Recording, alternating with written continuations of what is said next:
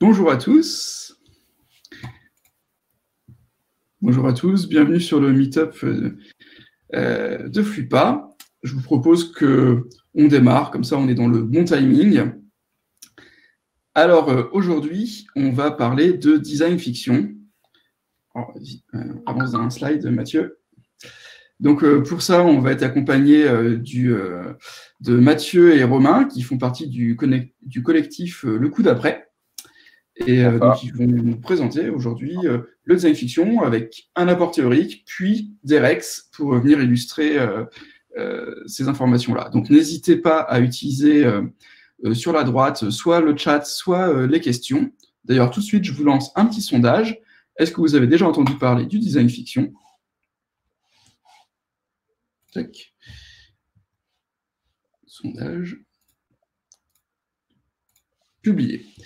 Alors, Flupa, c'est quoi? C'est qui? C'est une association, déjà.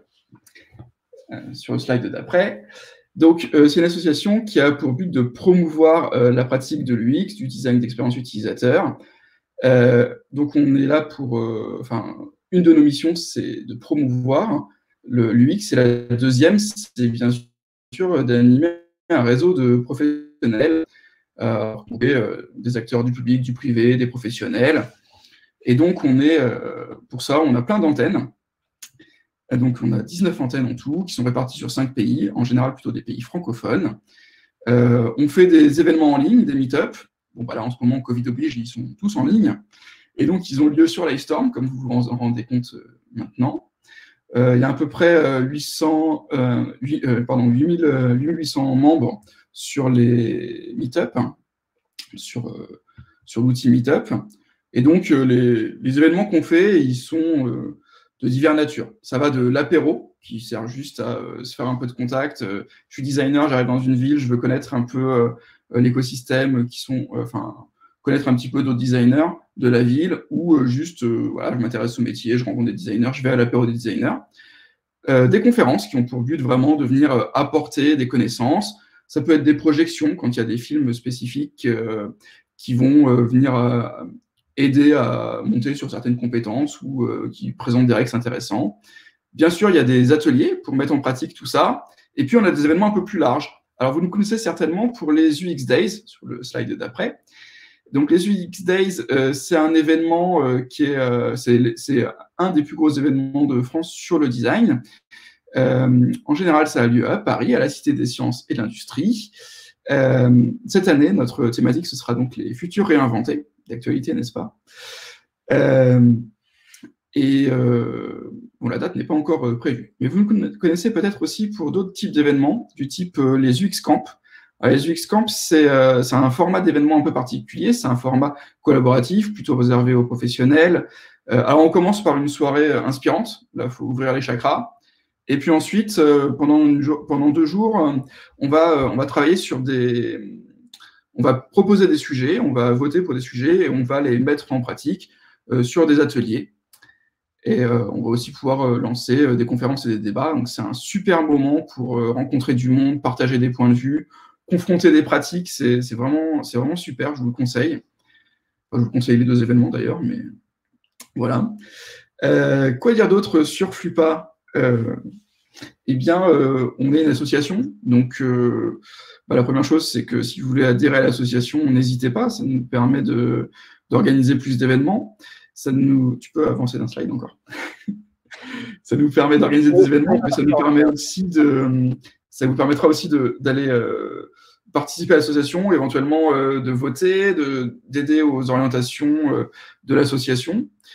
Et puis, un avantage non négligeable, c'est que vous avez accès aux préventes pour les UX Days, parce qu'en général, les billets des UX Days, je crois que les derniers sont partis en une vingtaine de minutes à peu près. Donc là, on a un tarif préférentiel et en plus, on a la prévente. C'est vraiment la prévente qui est important là-dessus parce que quand ça part en 20 minutes, il faut être au taquet.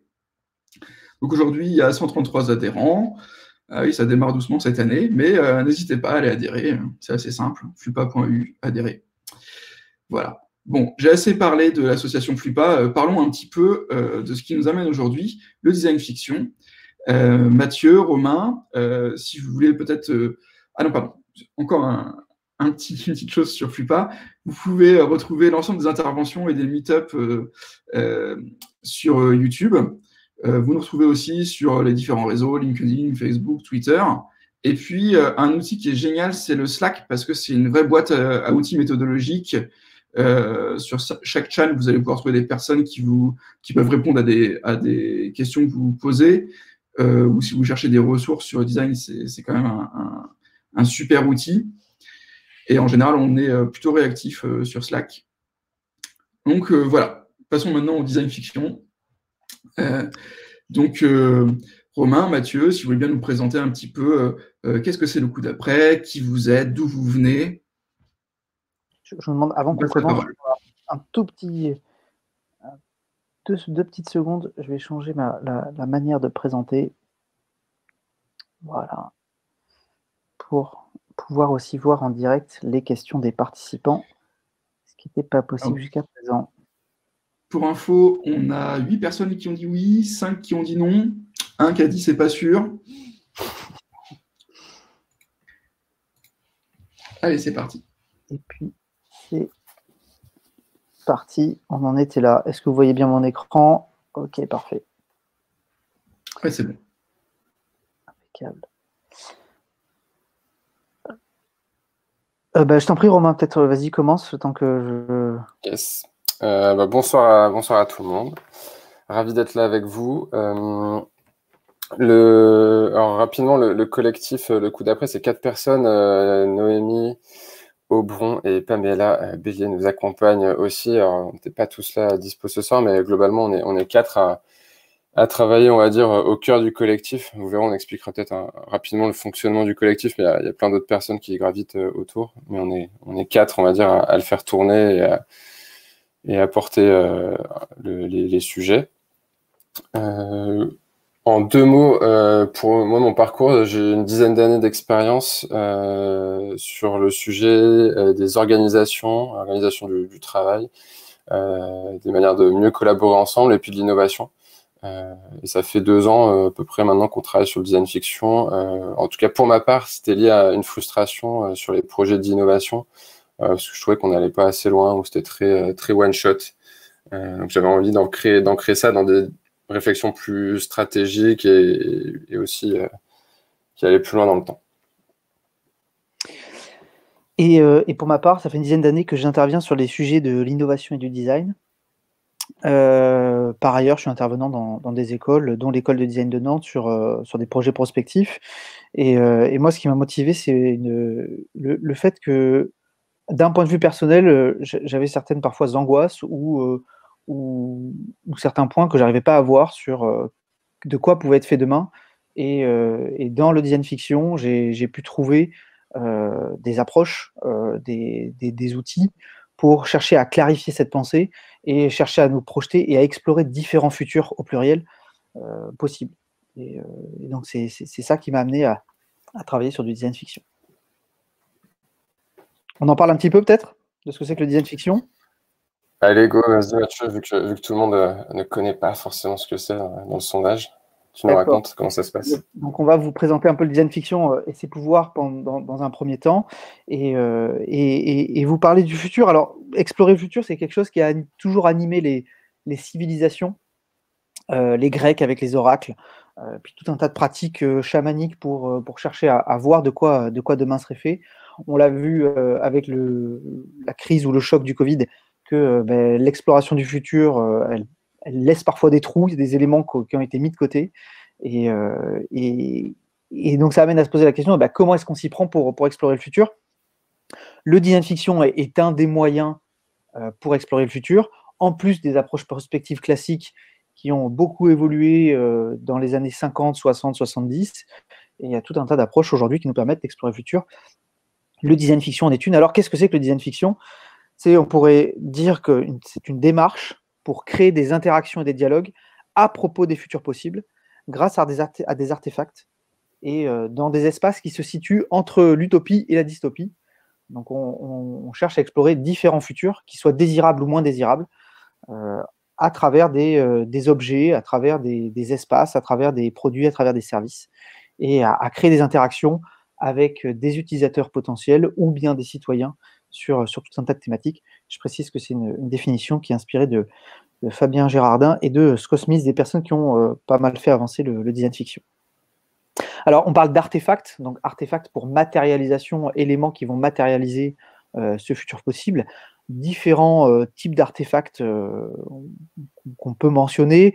Je vais zoomer sur chacun d'eux. Il peut y avoir des objets, des néologismes, des guides de démarrage rapide, des catalogues, des films ou des récits.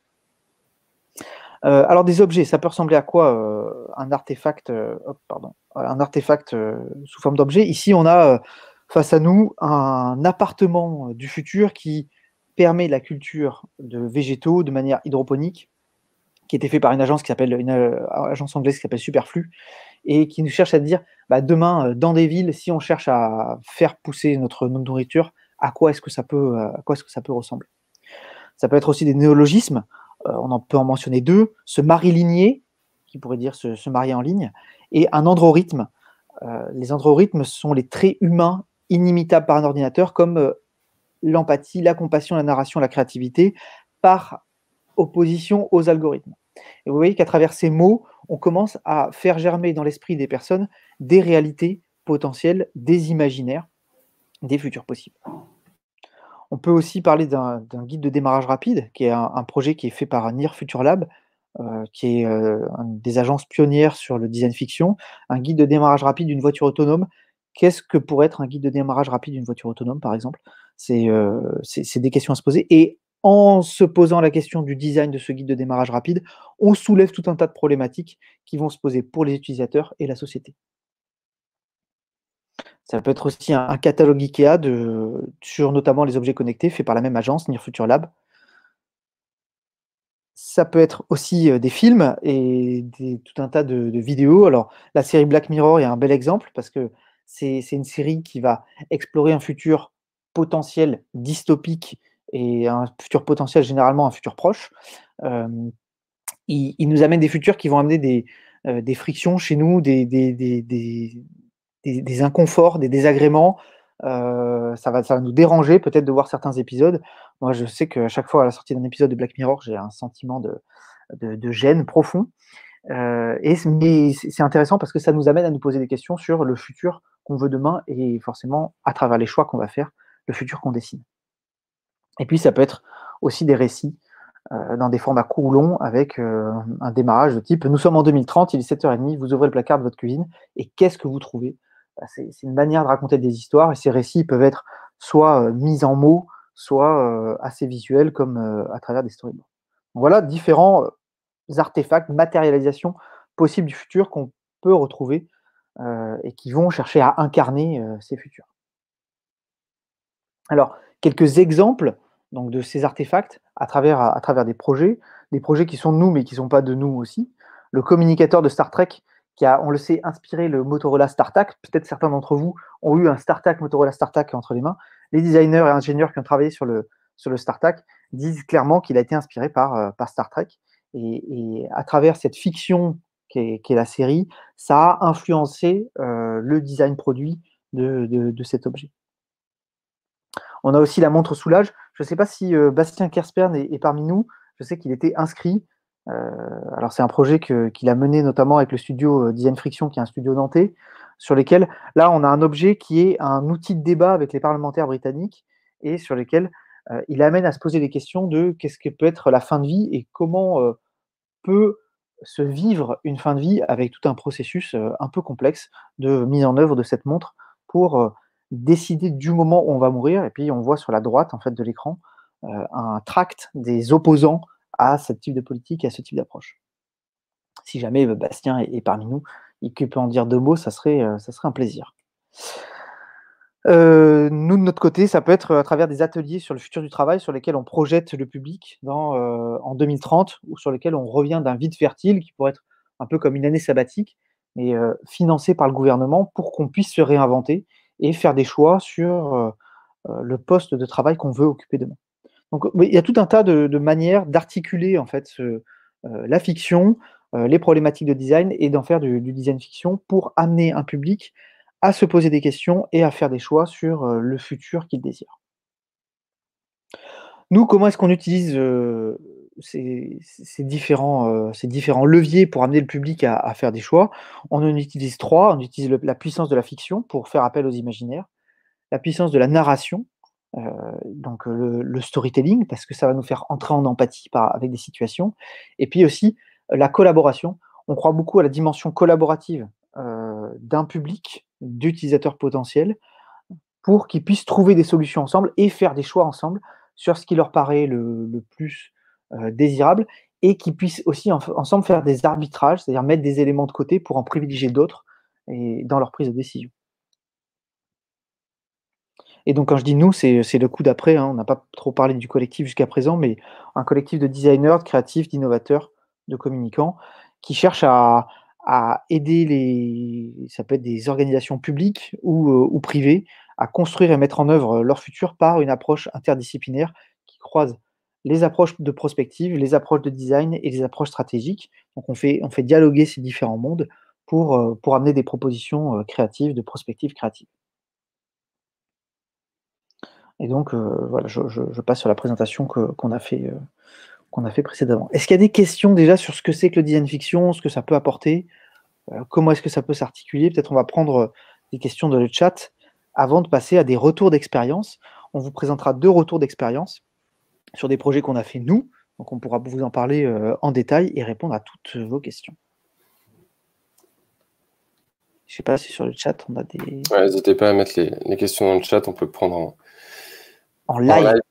Yes. Ok. Bon, a priori, pas de questions. Ça va être bon, on va passer au Rex. Non, je vois que ça tape. Ah, il y a des gens qui... Voilà, ok. Le design fiction. Alors, je ne vois pas. Chloé Cohen-Haddad nous dit... vendre. Nous parle de comment... Enfin, nous parle de vendre le design fiction. Comment on le vend? Il y a 2 intérêts principaux, on va dire. Le premier, ça va plus être pour un besoin d'exploration, de questionnement autour du futur, pour une entreprise, pour une organisation, que ce soit en termes de produits, de services. Est-ce que j'ai envie d'explorer de nouveaux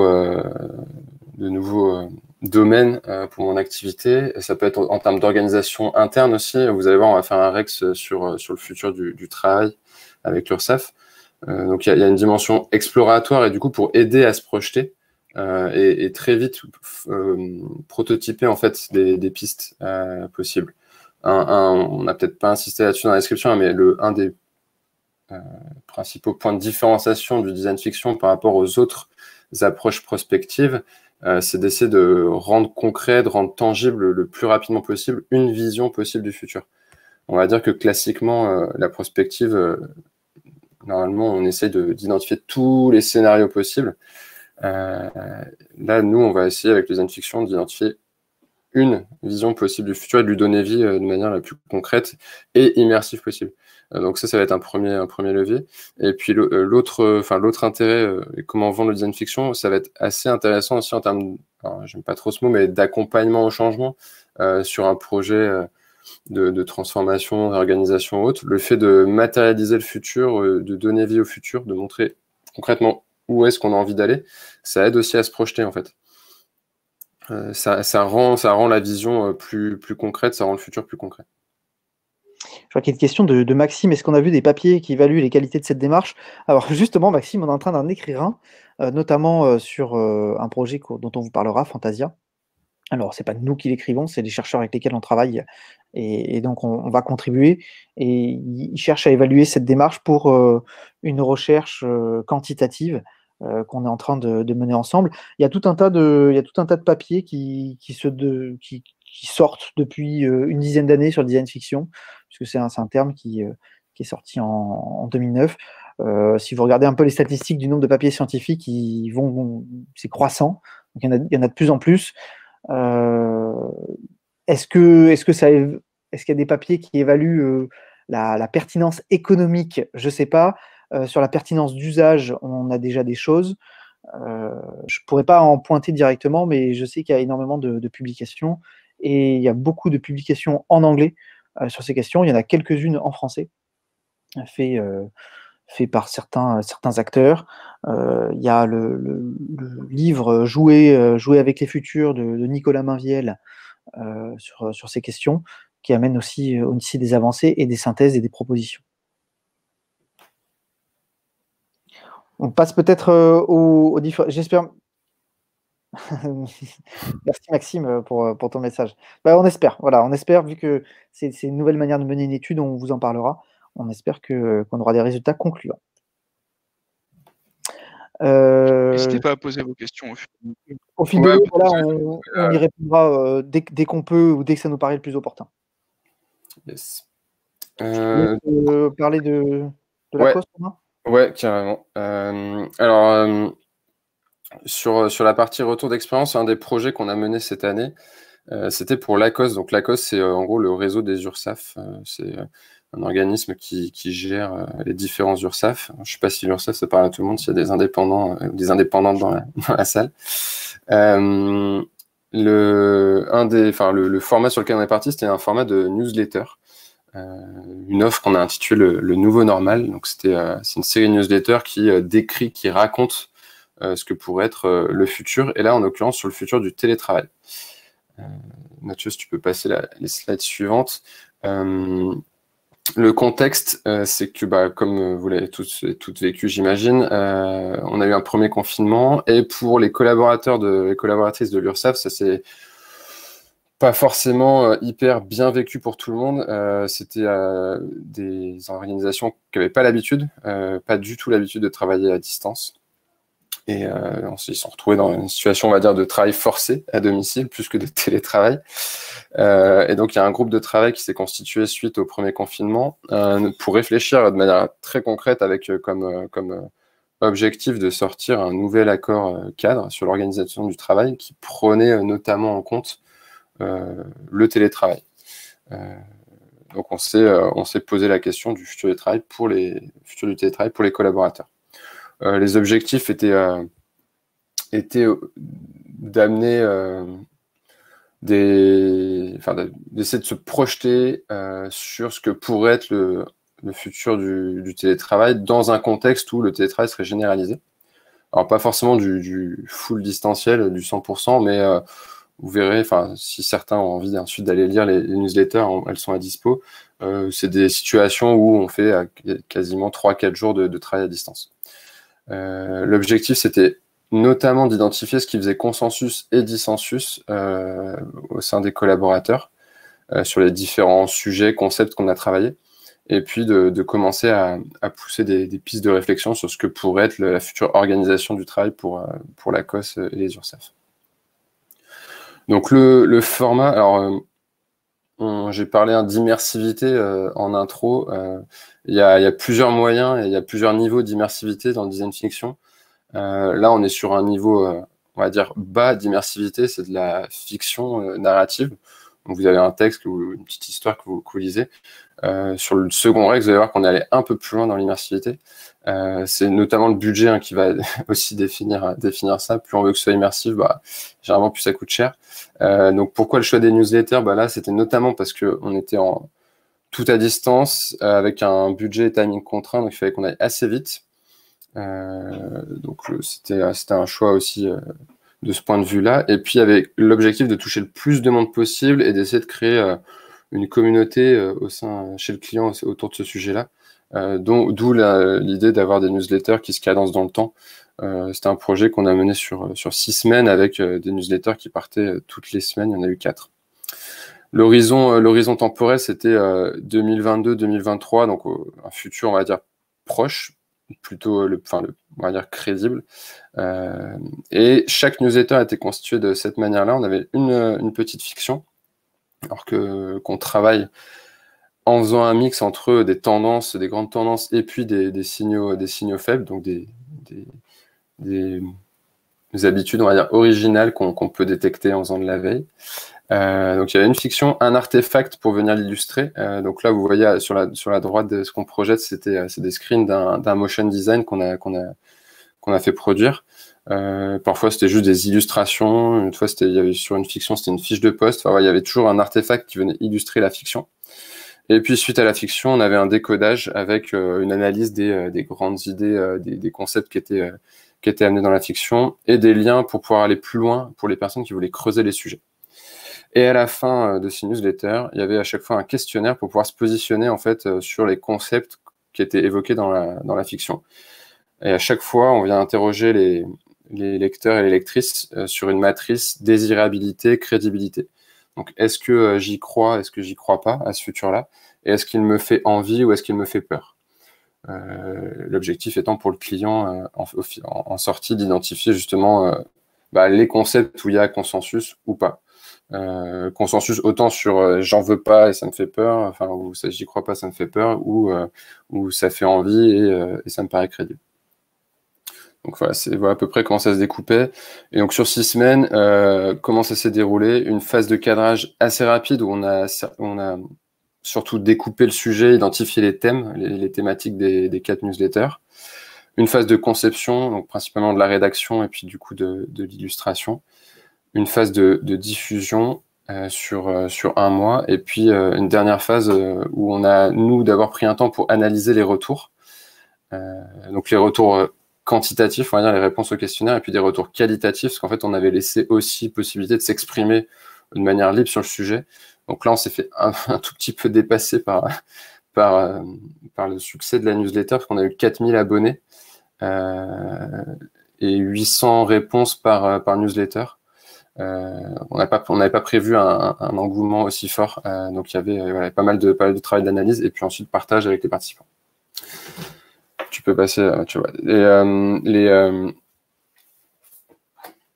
Pardon, petite interruption. Les prérequis qu'on a vus avec le client étaient principalement la configuration technique pour aller assez vite, pour éviter tout ce qui était contrainte de DSI interne. L'URSSAF, c'est un truc assez gros. Donc on a principalement utilisé des outils externes.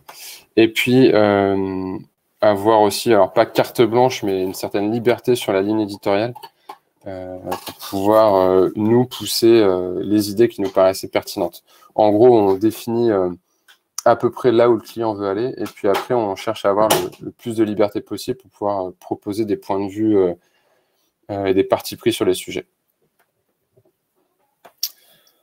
Tu peux passer, Mathieu. On n'en a pas trop parlé sur la description du collectif, mais globalement, donc, il y a une équipe cœur avec Noémie, Pamela, Mathieu et moi. Et puis après, en fait, pour chaque mission, on constitue une équipe sur mesure avec des personnes expertes qui maîtrisent le sujet. Donc là, en l'occurrence, par exemple, sur le futur du travail, on a fait appel à Laetitia Vito, à Camille Rabineau, par exemple, qui connaît très bien le sujet des espaces de travail, parce qu'une des thématiques dans la newsletter, c'est qu'est-ce qu'on fait dans un monde où le télétravail s'est généralisé, qu'est-ce qu'on fait des bureaux, en fait. Donc on fait, soit on rédige nous-mêmes, soit on fait rédiger par des experts du sujet, ou on co-écrit aussi parfois. Donc on constitue l'équipe, on va dire, sur mesure, et puis même chose pour la partie plus créative, illustrative, où on est allé chercher des motion designers, des illustratrices pour venir aussi travailler les sujets. Donc à chaque fois, en gros, on constitue la bonne équipe pour le bon projet. Ça, je l'ai déjà évoqué. Donc il y a eu 4 newsletters, 4000 abonnés. Il y avait 4 concepts par newsletter. Quand je mets des concepts testés, en gros, c'est des grandes idées qu'on pousse dans les fictions et qu'on vient justement sur lesquelles on vient interroger le public. Et donc à chaque fois, on a eu pas mal de retours, des verbatims ou des positionnements quantitatifs sur les questionnaires. Je passe un peu sur les ateliers. Ouais, alors les ateliers, c'est principalement, en fait, c'est pour éviter, en gros, l'objectif de la démarche, c'est pas d'avoir seulement quelque chose d'inspirationnel et d'amener du contenu, des fictions, et puis de se dire, ah ok, c'est cool, ça pourrait ressembler à ça. On cherche aussi derrière à raccrocher avec le présent, donc venir interroger les personnes sur ce qu'elles ont ressenti, ce qu'elles ont pensé de la fiction, ce qu'elles ont pensé de cette vision du futur, et ensuite échanger de manière plus globale et plus qualitative avec les lecteurs. Donc on a organisé plusieurs ateliers Alors un atelier de lancement déjà pour expliquer la démarche, et puis surtout un atelier de restitution où les personnes intéressées pouvaient venir et discuter avec nous. On a présenté les résultats et puis discuter des fictions, de ce qu'elles en avaient pensé, de ce que ça leur évoquait. Et puis derrière, on a fait un débrief détaillé là pour le coup avec le commanditaire sur l'analyse des résultats, mais de manière un peu plus poussée. Et en rendu, on a eu un cahier prospectif qui répertorie, enfin qui reprend tout le contenu produit, les newsletters, les artefacts et le résultat de tous les questionnaires, de tous les échanges. Je vois en live qu'il y a une question. Comment avez-vous géré l'animation de vos ateliers à distance? Comment comme on peut. La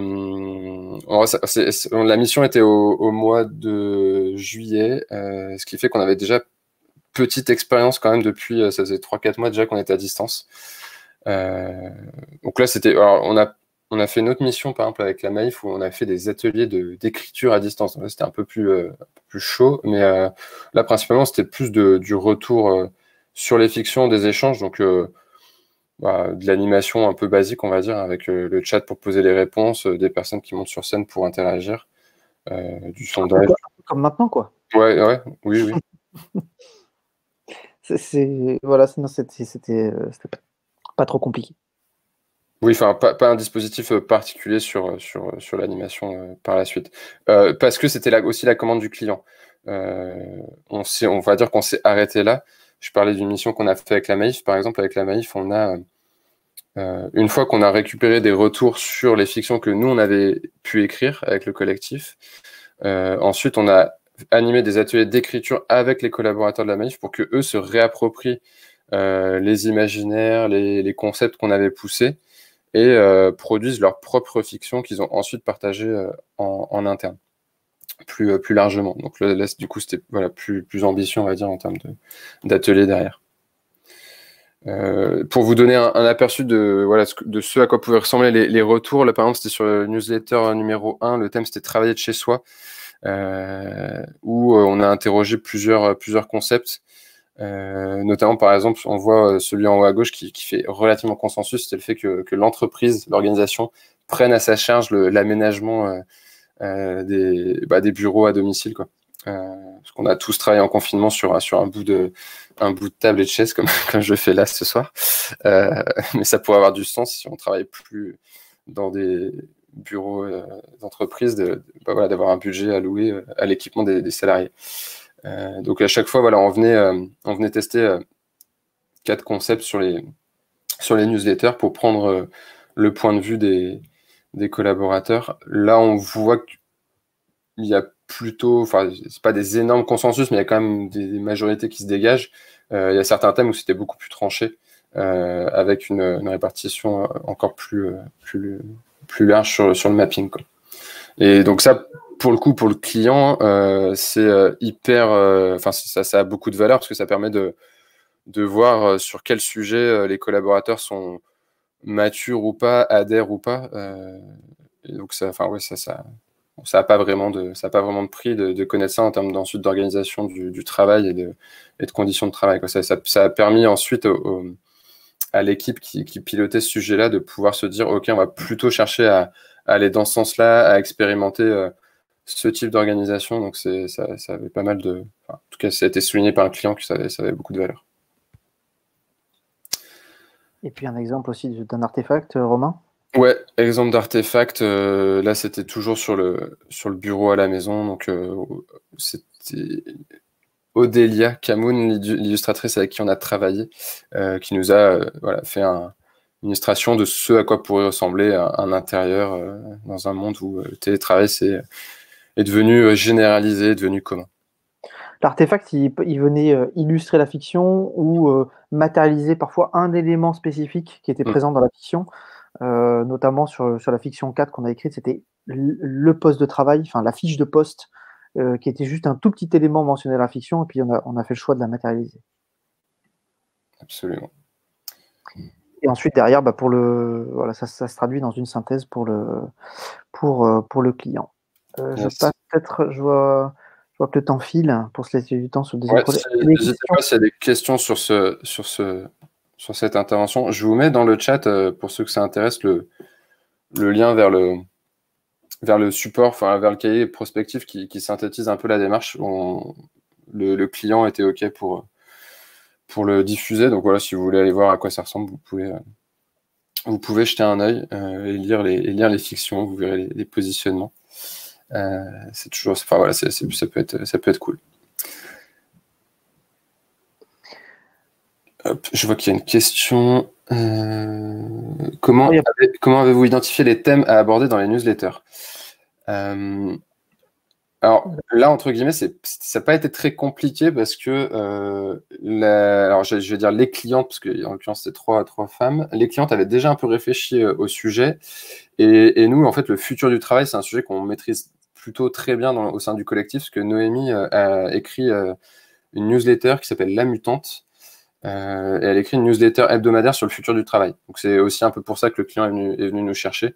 Donc on connaissait aussi les grands enjeux autour du sujet du télétravail, puis autour du futur du travail plus globalement. Et puis après, ça a été principalement les ateliers à distance, des petites sessions de travail d'1 heure ou 2 avec le client pour identifier ce qui paraissait le plus pertinent. Et puis aussi vu qu'on avait 4 newsletters, ça laisse pas non plus. Enfin, il faut prioriser, synthétiser. Donc, on a fait un petit travail de synthèse et de priorisation pour identifier les thèmes majeurs.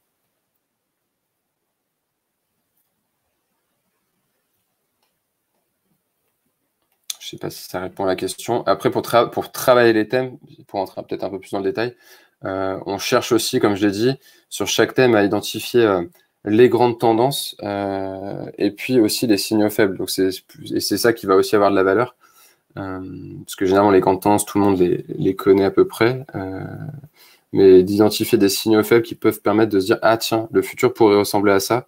Et parfois le futur est déjà présent, mais de manière très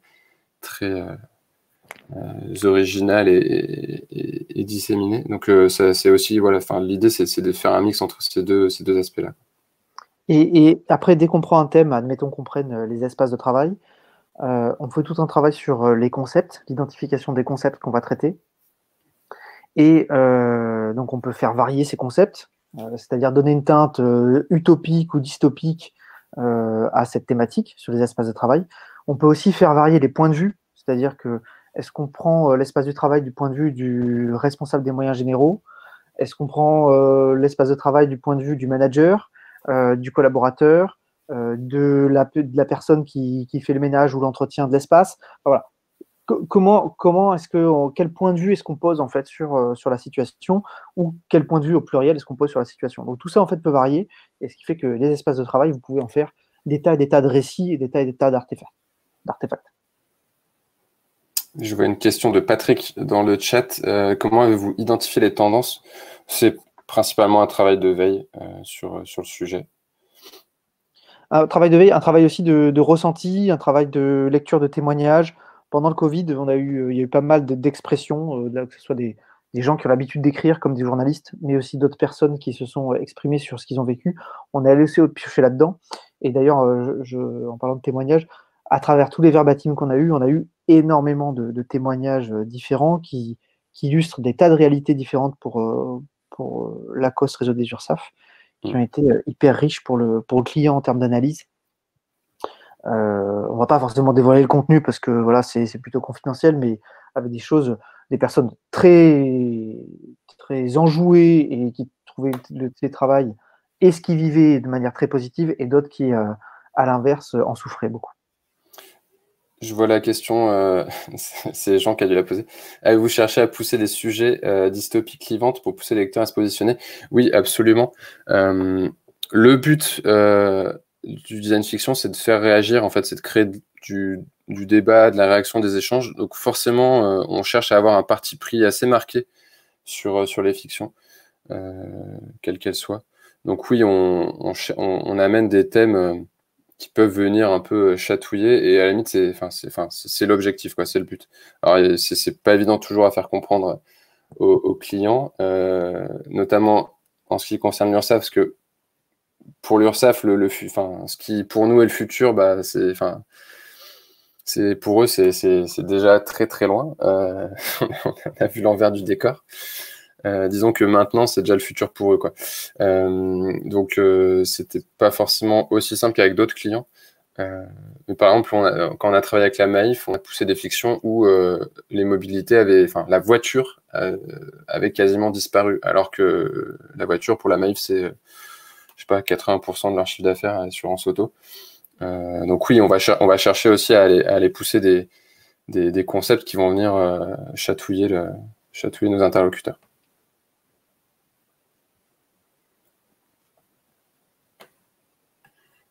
Patrick peut-être est en train de taper une dernière question et après on passe au projet suivant, au retour d'expérience suivant. Eh ben, on l'apprendra tout à l'heure. Pas assez rapide, Patrick. On va vous parler. Ah, si. Comme j'ai loupé, je pensais que je suis présenté que c'était quand.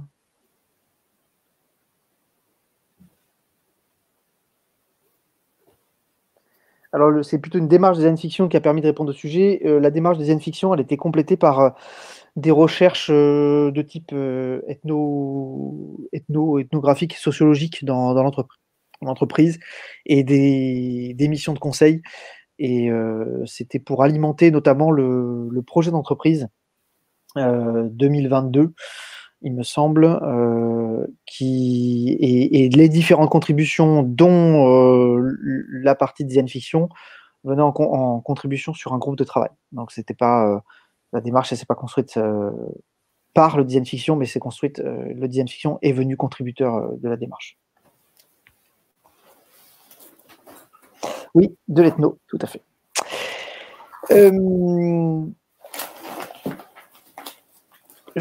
On passe peut-être au projet Fantasia, qui est on vous partage ce retour d'expérience parce qu'on vient d'achever ce projet qui est en cours et qui est lié à la publication dont on parlait avec Maxime au début de l'échange. On va juste vous le décrire et ensuite vous montrer le trailer de cette fiction, qui est une fiction audio interactive qui vient questionner le rapport aux nouvelles technologies. Et je vais vous diffuser le trailer tout de suite.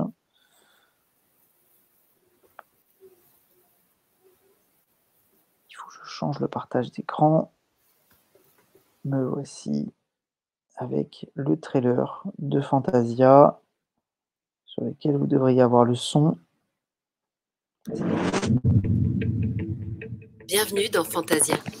Laissez-vous embarquer dans cette expérience interactive où vous assisterez Anna dans sa mission de sécurité au sein de ce parc d'attractions. Bonjour, je suis Anna, la responsable sécurité du parc. Tu vas voir, Fantasia, c'est un lieu unique en son genre qui s'inspire de l'âge d'or des parcs d'attractions qui existait au XXe siècle. Bon, évidemment, tout ça surveillé par les technologies de notre époque. La journée sera riche en émotions. Monsieur le directeur, le ministère de l'Intérieur vient d'activer l'état d'urgence suite à l'attentat du parc Historia. Et en dilemme. Dis-moi, j'ai un cas de conscience. Est-ce que je hack son téléphone pour essayer d'en savoir plus? À vous de prendre les bonnes décisions. Anna, bien sûr. Anna, ne t'en va pas. Anna, Anna! En votre âme et conscience, que ferez-vous pour remplir votre mission?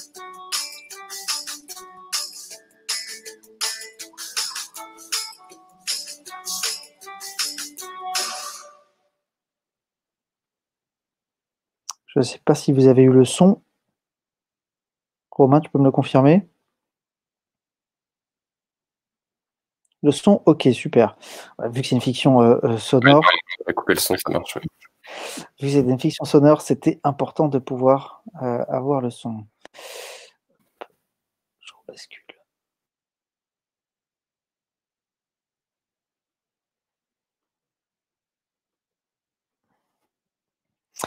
Alors, qui était le client et qu'est-ce qu'on a fait pour ce client dans quelle optique? Donc, le client, c'est Arma Suisse, tout simplement l'armée suisse. Et le laboratoire de prospective technologique de l'armée suisse. Alors, l'armée suisse, c'est une armée de défense. C'est une armée qui est là pour défendre son territoire.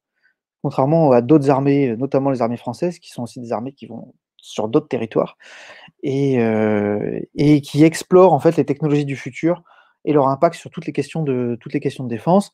Là, en l'occurrence, on a fait le choix de travailler sur l'intelligence artificielle et les robots et chercher à comprendre quels sont les éléments qui font que les personnes acceptent ou n'acceptent pas la présence de l'intelligence artificielle et des robots dans tout un tas de situations.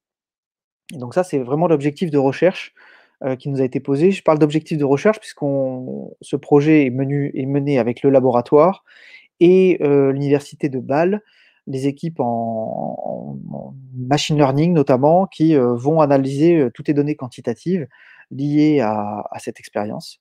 Et pour mener cette étude, on en a fait une expérience audio interactive et fictionnelle qui permet de poser des situations relativement crédibles dans un futur assez proche, et donc aux joueurs de faire tout un tas de choix, d'avancer dans l'histoire à la manière d'une histoire dont vous êtes le héros. Il y a tout un tas de défis qui se sont posés à nous. Il a fallu les résoudre, hein, petit à petit. Donc le projet, il a démarré mi-octobre. On a lancé le site mi-décembre, fin décembre, donc un peu plus de 2 mois pour faire le projet, avec l'équipe cœur du coup d'après et tout un tas d'intervenants que je vous présenterai à la fin. Et donc les différents défis qui étaient face à nous, c'est une histoire qui agrippe le joueur immédiatement. On va parler de joueur, au tout début on parlait d'auditeur ou on parlait d'utilisateur, mais maintenant on parle plutôt de joueur. Je vous expliquerai pourquoi. Avec le fait de mettre le joueur dans un environnement sonore qui lui est familier, qui ressemble à une fête foraine. Parce que ça se passe dans un parc d'attractions, vous l'avez vu dans le trailer. Avec des choix qui étaient assez clairs, assez marqués et questionnants, des choix qui ne sont pas forcément faciles à faire. Est-ce que sur telle ou telle situation, j'envoie des robots ou des robots médecins ou des médecins, sachant que les robots ont un temps d'intervention plus rapide que les médecins. Voilà, donc on a tout un des dilemmes en fait à résoudre. Et un des défis aussi, c'était qu'on devait mener l'étude de manière assez transparente. Donc dire aux joueurs qu'ils jouaient à une fiction, à une expérience, et que ça participait à une étude, mais il ne fallait pas trop que ça se voit non plus. Donc, par exemple, on a intégré des questions de segmentation comme le genre, comme est-ce que les personnes travaillent dans le domaine de la sécurité, enfin, auraient été militaires ou non, dans la fiction, qui nous ont permis en fait, de diminuer le nombre de questions de segmentation d'études.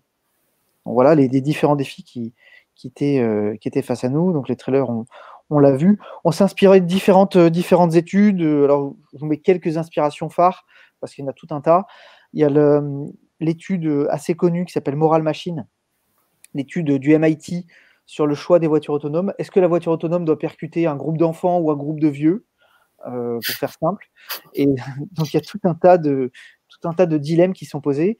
Et vous pouvez trouver sur le net les études, l'analyse de tous ces résultats avec 3 groupes culturels dans le monde qui réagissent différemment en fonction des dilemmes.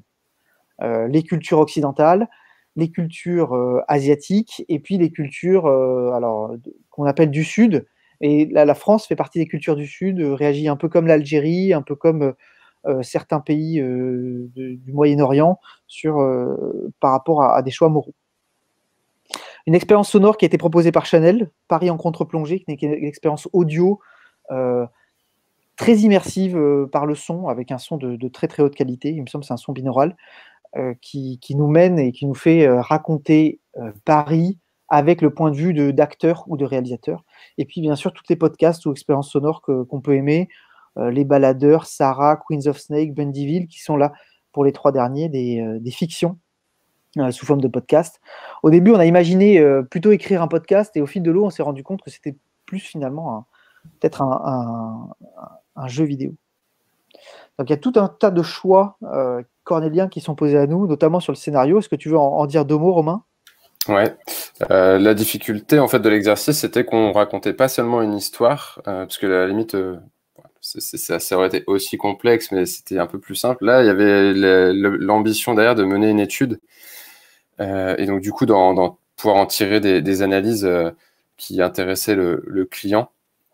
Donc la construction, là, ce que vous voyez à droite sur le slide, c'est l'arbre, en fait, c'est l'arborescence de l'histoire.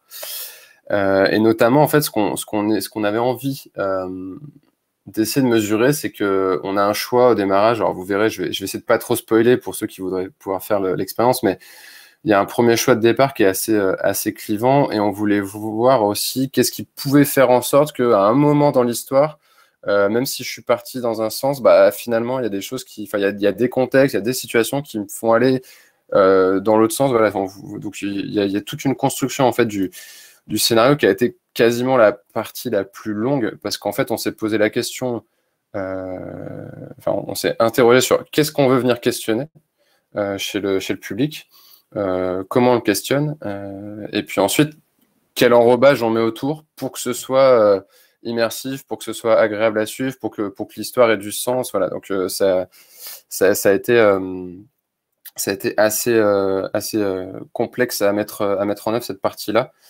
Alors, ouais, par rapport à ce qu'on a mis sur la salle, pas de parti pris sur l'histoire. C'est qu'en fait, on souhaitait pas forcément on a essayé de pas introduire de biais qui poussent les gens à aller vers une voie ou une autre, mais tout en conservant aussi ce qu'on met de liberté de choix et d'orientation de l'histoire, c'est d'avoir quelque chose d'assez agréable à construire pour nous aussi, que ce soit pas juste que la dimension étude ne prenne pas le pas et qu'on du coup on ait une expérience qui soit un peu décevante. Et puis l'objectif c'était aussi d'avoir le plus alors pas de fin possible, mais en tout cas voilà de patterns qui pourraient se dessiner à terme, parce que l'objectif de l'étude c'est aussi de voir à la fin s'il y a des grands profils types qui se distinguent suite à l'expérience. Et par rapport à ce que vient de dire Romain, c'était un peu un jeu à trois influences, alors qui s'est très très bien passé, avec des chercheurs qui cherchent à avoir le maximum de données sur une étude, nous qui cherchons à raconter la plus belle histoire possible, la plus immersive et celle qui interroge le plus le futur, et puis le commanditaire qui cherche aussi à répondre à ces enjeux de recherche future. Et ce jeu à trois, avec trois polarités différentes, trois intérêts différents, en les combinant, on a pu construire cette histoire.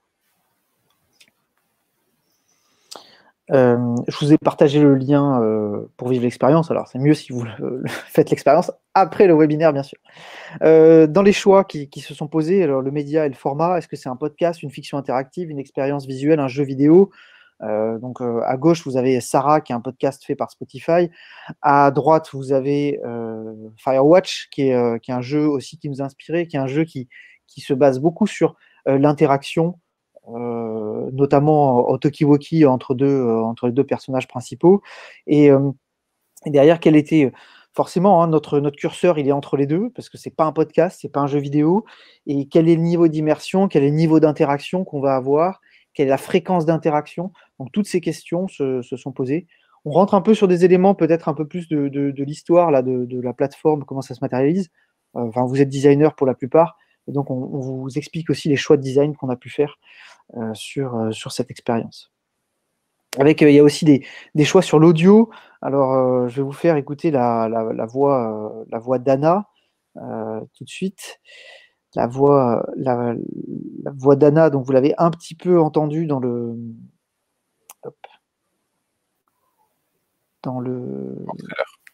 trailer, tout à fait. Je suis Anna, la responsable sécurité du parc. C'est moi qui vais te guider pour cette première journée. Alors installe-toi tranquillement. Je suis avec Gary, notre chef des agents sur le terrain, qui est dans le parc actuellement. On fait notre tour d'inspection matinale des attractions avant l'ouverture.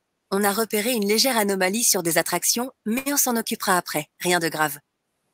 Donc là, on a une comédienne, experte, qui fait des voix pour des marques très connues. Et dans cette voix, on a choisi une voix de femme et on a choisi de lui donner quelques petits traits humains. Donc c'est une intelligence artificielle, elle le dit, mais on lui donne un aspect un peu humain, tout en ayant beaucoup de retenue pour renforcer le côté rationnel et bien marquer que c'est une intelligence artificielle. Et puis sur les ambiances, donc ça se passe dans un parc d'attractions dans le futur proche, un parc d'attractions qui fait écho aux fêtes foraines des années 50-60 et qu'on a voulu matérialiser là avec un artiste un musicien sur lequel on a travaillé, et des ambiances surf rock. Alors vous les avez entendu, j'en repasse peut-être quelques morceaux.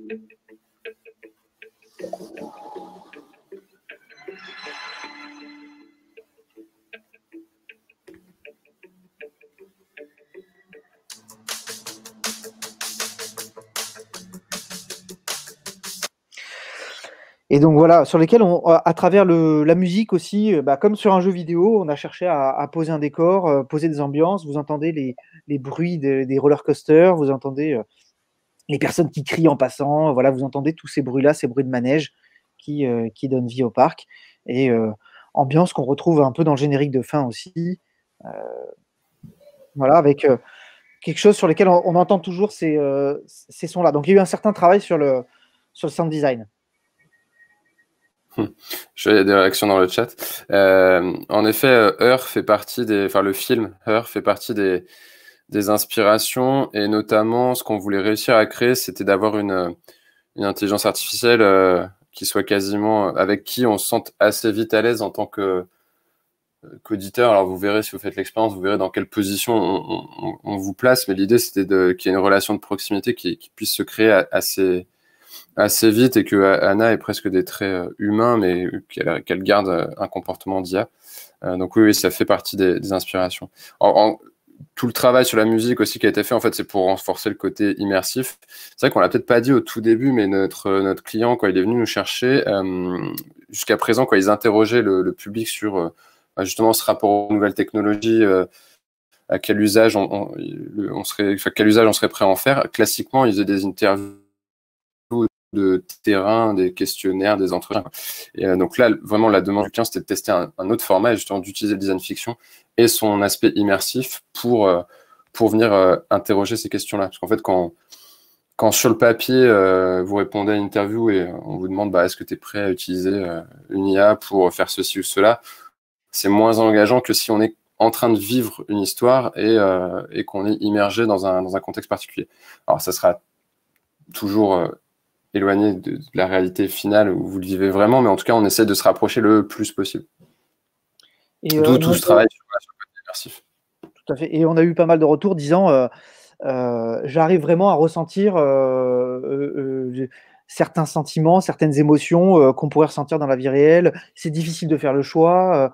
J'ai pas su qu'à choisir, c'est stressant, etc. Donc on a des retours là-dessus qui nous disent que le niveau d'immersion est intéressant pour le public. Il a fallu faire des choix aussi sur l'ambiance visuelle. Alors vous avez à gauche des ambiances très candy, très bonbon, barbe à papa qu'on peut avoir sur de la fête foraine. À droite, vous avez les éléments très SF. On ne voulait pas emprunter les codes de la science-fiction. Néanmoins, c'est quelque chose qui nous a quand même influencé. Notamment pour des questions ergonomiques et pour des questions de lisibilité sur l'écran, avec beaucoup de couleurs autour de la fête foraine, de l'environnement de fête foraine. Ça fait des univers visuels qui sont très stimulants pour l'œil, et on voulait que le visuel passe un petit peu plus en second plan. L'élément qu'on a trouvé, c'est des fonds alors un peu sombres pour faciliter la lecture de texte blanc, et puis des éléments autour du néon, du jeu du néon, qui sont effectivement des éléments qu'on retrouve dans la SF, mais aussi beaucoup dans les fêtes foraines. Et donc on a un lien avec la fête foraine et le parc d'attractions à travers le néon. Je réponds à Patrick dans le chat. Célia, j'ai vu ta question sur le comparer avec l'ancienne manière, on va dire, d'interroger. On y répondra un peu plus tard. On en parle à la fin du Rex. Patrick, donc l'IA, en fait, c'est uniquement tout est scripté, c'est des séquences voix enregistrées avec la comédienne. Il n'y a pas de notion d'IA sur la plateforme. L'IA, c'est le prétexte, c'est le scénario, et c'est ce qu'on cherche à venir interroger. Mais il n'y a pas on va dire, d'intelligence artificielle dans la manière dont la plateforme est conçue. C'était peut-être pas clair de notre part, mais on vient vraiment questionner le rapport à l'intelligence artificielle en créant un personnage, Anna, qui est une IA. Et on voit comment est-ce qu'on interagit avec elle. Et aussi, j'en parlais à l'instant, la part du visuel dans l'histoire. Est-ce qu'il faut illustrer, est-ce qu'il faut laisser imaginer, est-ce qu'on est figuratif, illustratif? Voilà, toutes ces questions sont posées. On a changé notre fusil d'épaule plusieurs fois. On voulait aussi poser une ambiance par le son. Il y a des moments où on a besoin de visuels, notamment ce sont des vidéos qui tournent en boucle, en fond, et qui nous mettent un peu plus dans des contextes même si pour aider le joueur quand il peut avoir du mal à se représenter certaines situations et renforcer l'imprégnation, l'immersion. Et puis un autre choix qui a été la présence d'Anna. Donc vous le verrez dans l'histoire. Anna est présente, Anna se matérialise. Comment est-ce qu'on peut la traduire, cette présence? On a fait le choix d'avoir une forme, en fait, une forme qui bouge. Alors, pour ceux qui utilisent Siri, vous avez un peu des oscillations, des oscillogrammes, en fait, qui bougent sur votre écran. C'est quelque chose qu'on a mis de côté, auquel on a pensé au début. Mais là, on a plus voulu une présence diffuse qui s'anime quand Anna parle, multicolore en plus, vous verrez, pour montrer qu'il y a un lien, pour montrer qu'il y a quelque chose, pour tisser un lien finalement avec cette intelligence artificielle, qui n'en est pas une, mais pour créer ce lien avec Anna. Quelle a été l'équipe? Donc on a une équipe d'une vingtaine de personnes qui est intervenue sur le projet. Donc ça fait pas mal de travail de coordination, d'écriture. L'équipe du coup d'après s'est chargée du pilotage, de la direction, des directions, que ce soit artistique, etc. Et d'une partie de l'écriture appuyée par des personnes dont c'est le métier d'écrire des fictions, ou dont c'est le métier et qui font que ça, pour la télé par exemple, ou pour la radio. Et des personnes donc on s'est renforcé sur cette partie-là. On s'est renforcé aussi sur la partie audio parce que c'est pas notre métier. Donc, je vous disais, un artiste numérique, sound designer, une personne qui fait de la captation de voix pour des grandes marques, pour des grandes enseignes, qui fait de la radio, qui a travaillé pour France Inter, etc. Des comédiens nous on a trouvé de bons niveaux, des niveaux des références nationales pour certains d'entre eux. Et sur la partie plateforme et sur le visuel, on a travaillé avec l'agence nantaise Bac à Sable, que j'imagine certains d'entre vous connaissent, avec Eddy Garnati, que moi je connais par ailleurs sur des activités, et son équipe. Et donc ils ont développé la plateforme, ils se sont occupés de l'imbrication de toutes les productions de tout le monde et faire en sorte qu'on ait une plateforme qui puisse fonctionner sur desktop, sur mobile, qui puisse être en 4 langues, parce que elle est en 4 langues, cette expérience. Et Alexandre qui a travaillé sur les vidéos, et Stéphanie Loyer qui a travaillé sur l'identité visuelle. Donc, vous voyez, ça fait pas mal de personnes à coordonner pour arriver à ce produit-là. Et au final, alors, nous, de notre point de vue, on est assez satisfait du résultat, mais on est preneur de vos avis quand vous aurez vécu l'expérience, ou si vous l'avez déjà vécu. Concernant les résultats, et on répondra à ta question, Célia, les grandes questions, c'était quelle est l'influence de la connaissance, en fait, du domaine de la sécurité sur l'affinité avec l'IA. Ça, c'est quelque chose qui interroge beaucoup le Arma Suisse. C'est est-ce qu'on est en capacité de faire confiance à une IA, ou est-ce qu'on refuse une IA sur les questions de sécurité parce qu'on a été militaire ou parce qu'on est formé sur les questions de sécurité? Ça, c'est une vraie question. Et je ne sais pas si vous suivez un peu l'actualité de la défense, mais il y a eu un rapport parlementaire en juillet 2020 sur l'utilisation des technologies de type robotique et d'intelligence artificielle dans le domaine des armées en France, qui est sorti. Il y a eu le comité d'éthique en France qui s'est prononcé au mois de décembre sur ces questions. Voilà, c'est des questions qui agitent le secteur de la défense. Et puis on sait qu'il y a la Convention de Genève, les autorités un peu internationales qui se posent ces questions également. Quels sont les marqueurs distinctifs d'une affinité avec une IA? Est-ce que c'est le niveau d'études? Est-ce que c'est le fait qu'on se sente un peu geek? Est-ce que c'est le fait qu'on travaille dans tel ou tel type de secteur d'activité qui fait qu'on a des affinités avec des IA? Donc, identifier des marqueurs. Et puis aussi, voir dans quelle situation l'intervention d'une IA ou des robots est acceptée et pourquoi. Quand on a des dilemmes qui concernent le timing, quand on a des dilemmes qui concernent des éléments vitaux de la part de certaines personnes, quand il y a des humains qui sont touchés ou quand il y a des machines qui sont touchées. Donc, toutes ces questions, en fait, sont dans l'étude. On ne vous révèle pas le contenu de l'étude, mais on vous dit un peu les grands dilemmes qui seront face à vous. Et donc, là, vous avez un peu l'arborescence de l'étude, qui reprend forcément l'arborescence du scénario. et une page web qui va publier, donc qui publie en direct, quasi en temps réel, il y a un petit décalage, les populations qui font l'étude, puis sortiront les premiers résultats dans quelques jours, une fois qu'on aura atteint une masse critique suffisante de personnes d'un point de vue statistique.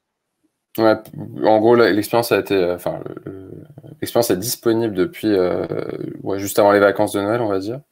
Et on attend d'avoir une masse un peu critique pour pouvoir sortir des analyses plus poussées sur les différents choix qui ont été faits.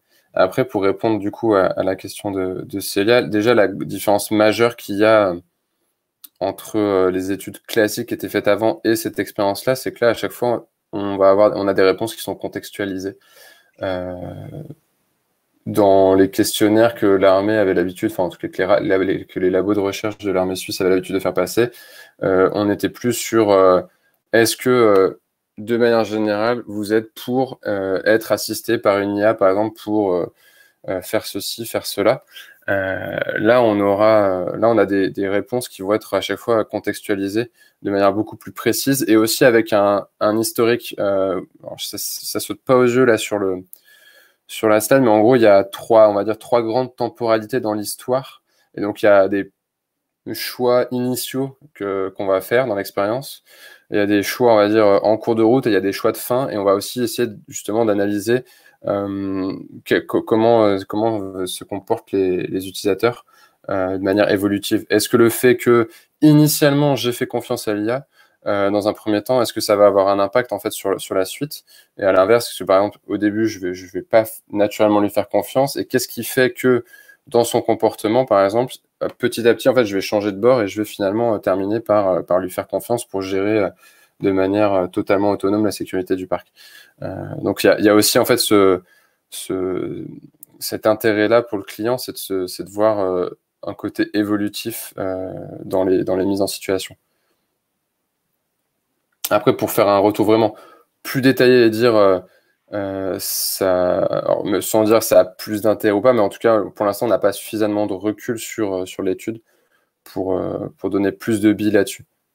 On parlait du papier, dans l'équipe qui mène l'étude, donc il y a une personne experte en machine learning et analyse des données, et une personne qui est experte des études qualitatives et quantitatives, sur lesquelles ils ont identifié dans l'histoire différents biais potentiels, et ils vont voir si ces biais se confirment ou amènent les personnes à aller dans telle ou telle direction. On a travaillé avec eux pour limiter ça. Donc, ils vont publier un papier en se disant est-ce que la fiction ou les fictions, qu'elles soient audio, visuelles, etc., ça peut être des jeux vidéo, on peut pousser jusqu'aux jeux vidéo, sont un bon moyen de comprendre la manière dont les individus vont agir dans telle ou telle situation. Est-ce que le niveau de simulation est suffisant pour identifier des patterns comportementaux ou pas? Et c'est aussi une étude qui va alimenter, on le sait, des recherches futures dans telle ou telle direction. Admettons que ce soit la notion du timing qui ressorte, qui soit un enjeu clé, il y aura nécessairement des études complémentaires. On ne va pas s'arrêter là, pas s'arrêter à une fiction pour traiter un sujet qui concerne ces thématiques comme IA. Je vois que Jean fait signe avec le téléphone. N'hésitez pas. Ouais. N'hésitez pas si vous avez des questions encore. C'est terminé pour nous. Enfin, on a terminé de vous présenter des choses. Tout viendra de l'échange avec vous. S'il y a des trucs qu'on n'a pas dit ou des choses où vous dites tiens c'est bizarre ils n'ont pas parlé de ça ou quoi, n'hésitez pas. On essaie d'être relativement transparent sur la démarche et autres, donc n'hésitez pas. Déjà je tiens à vous remercier pour votre présentation. Je pense que je parle pas que en mon nom, mais c'était très clair et c'était très bien. Et puis en plus, on a des petits trucs à tester là.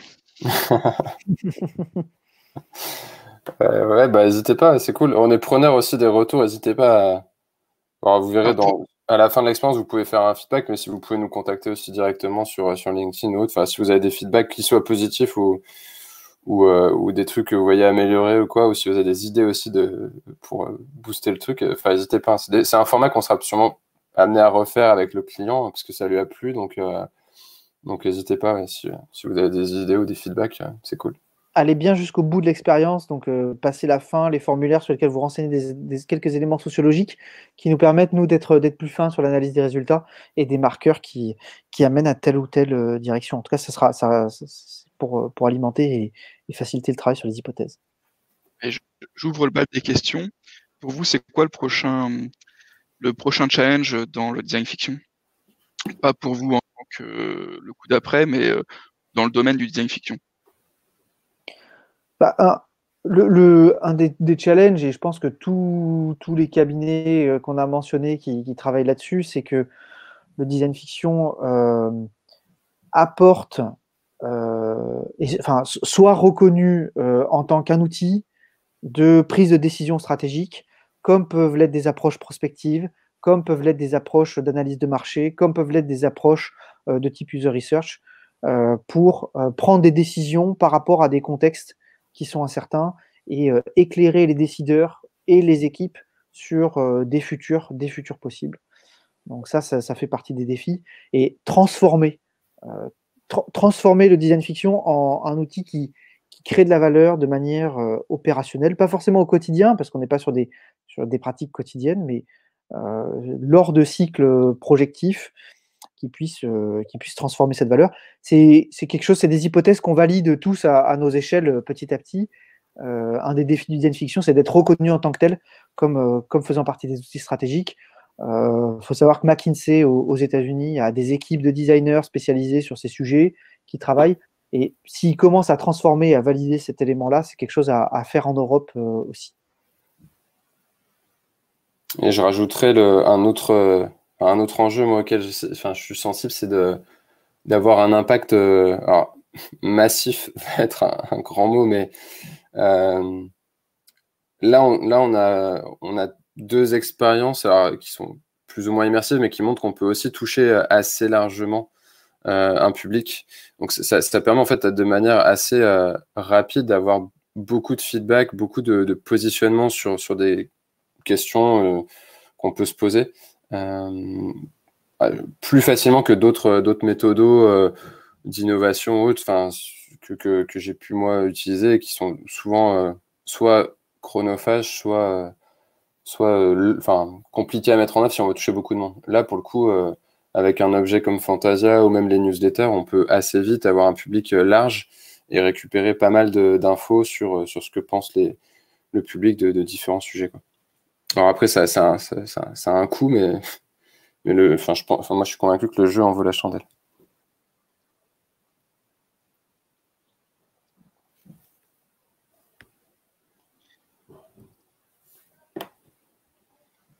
N'hésitez pas dans le chat si vous avez encore des questions à vous manifester.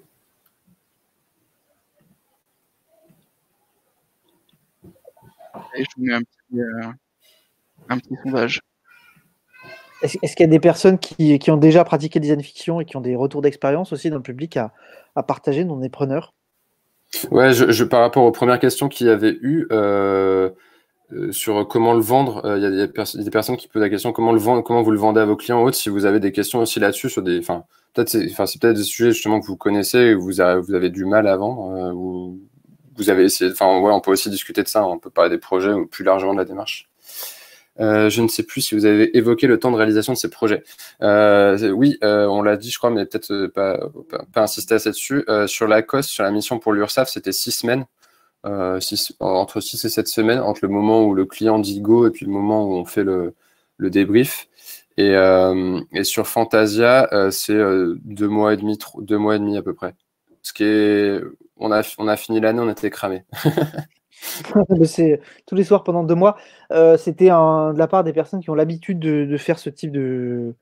Ça les a surpris qu'on puisse sortir ce site cette expérience, parce que là, ça se matérialise par un site, mais toute cette expérience dans un délai aussi court, notamment comprenant la réalisation du visuel, l'écriture, le briefing des comédiens, l'enregistrement, le montage, la création sonore.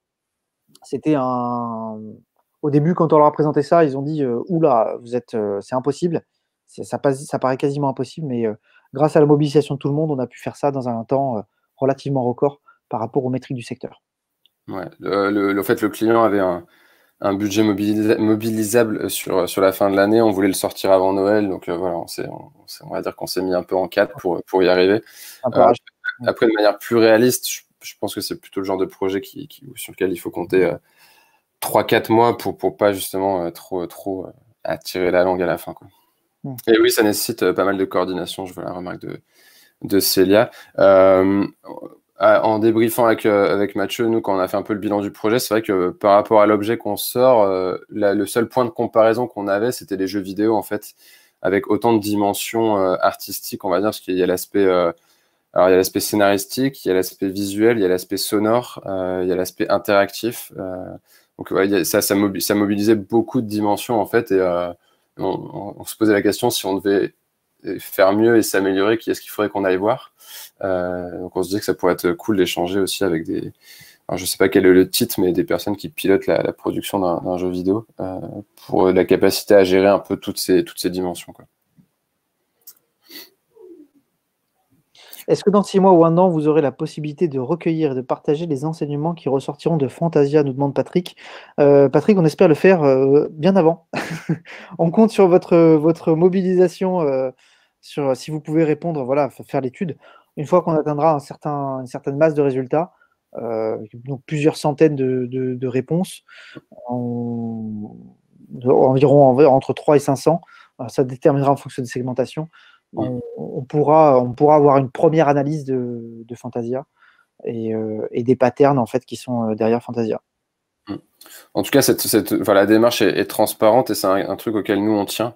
On n'était pas opposé spécialement à travailler avec l'armée, mais dans la mesure où le fait que l'expérience serve aussi d'objet d'étude et que les réponses seraient analysées soient transparents pour le public. Donc oui, on pourra faire suivre, par exemple, auprès de Flupa, mais vous pouvez aussi aller suivre un peu le site de DevTech, mais globalement, voilà, tout sera à dispo et toute la matière analysée sera disponible, quoi. Et je précise que c'est anonyme, enfin, toutes les réponses, en fait, sont anonymisées. Les réponses sont exploitées et analysées, mais de manière anonyme. On ne vous demande rien du tout. Vous pouvez juste laisser votre adresse mail si vous voulez avoir une newsletter, mais vous pouvez ne donner aucune information sur vous. Et puis, n'hésitez pas à partager le lien du jeu. Oui, carrément, si vous voulez le faire. On a des proches autour de nous qui l'ont fait en famille. C'est plutôt cool. Ça amène des discussions sur... au repas, ouais, sur... Différent de celle auquel on s'attendait. Ouais, non, mais c'est des sujets qui sont d'actualité en plus, qui vont résonner, je pense, chez tout le monde avec des débats qu'il y a eu récemment. Donc c'est un objet plutôt cool pour amener la discussion autour de ces questions-là, quoi. Ok. Bon, je vois le nombre de participants qui commence à chuter. Je pense que ouais, c'est l'heure d'aller manger l'apéro ou je sais pas. Du coup, merci beaucoup. Et puis bien, il y a une dernière question là de Patrick. Patrick, sur le RGPD. Plein de questions. J'ai besoin de travailler le sujet RGPD malgré que ce soit recueilli destiné à l'armée. Non, dans la mesure où on ne garde pas, on ne conserve pas les données et tout est anonymisé, on n'a pas eu trop de soucis de ce point de vue-là. Non, on s'est renseigné là-dessus, justement. On s'est demandé s'il fallait le faire. Et comme réponse, on a eu que ce n'était pas nécessaire. Une autre question. Utilisé dans le cadre, j'ai projeté utilisateur. Elle a utilisé le jeu, elle l'a projeté. Ok. Sur N+5, donc à 5 ans, en partant d'expérience map des personas, j'imagine de partant d'expérience map cible, ou du coup en créant des expériences map cibles sur les personas, et cela fait émerger d'excellentes pistes d'innovation. Ça a été chouette. Bah oui. Ouais, carrément, c'est une très bonne pratique. C'est ce qui est intéressant. Enfin, je sais pas si je pense que tout le monde a peut-être déjà fait des exercices de projection dans des ateliers et autres, de se dire tiens, comment vous voyez dans 5 ans, dans 10 ans, et en fait on se rend compte, enfin en tout cas pour ma part, hein, mais ça a été partagé, c'est que les réflexions au premier abord sont assez pauvres, mais par contre dès qu'on amène un contenu déjà formalisé, déjà prototypé, ça aide en fait à créer des premiers échanges, à amorcer les discussions, et après, les échanges et les idées deviennent beaucoup plus riches. Donc, dans ces démarches de projection, c'est toujours aussi plus efficace d'avoir un artefact, en l'occurrence, c'est comme ça qu'on les appelle, mais un objet ou quelque chose qui va venir créer la discussion et déjà, en fait, amener un point de vue sur ce que pourrait être le futur.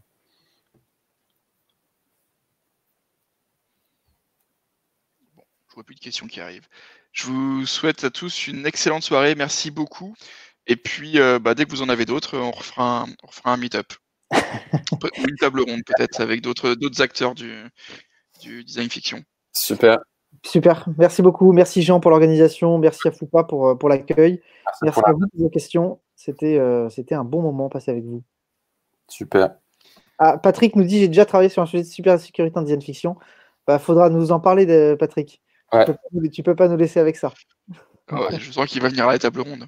Ouais, on peut se contacter. Merci à tout le monde. Bonne soirée.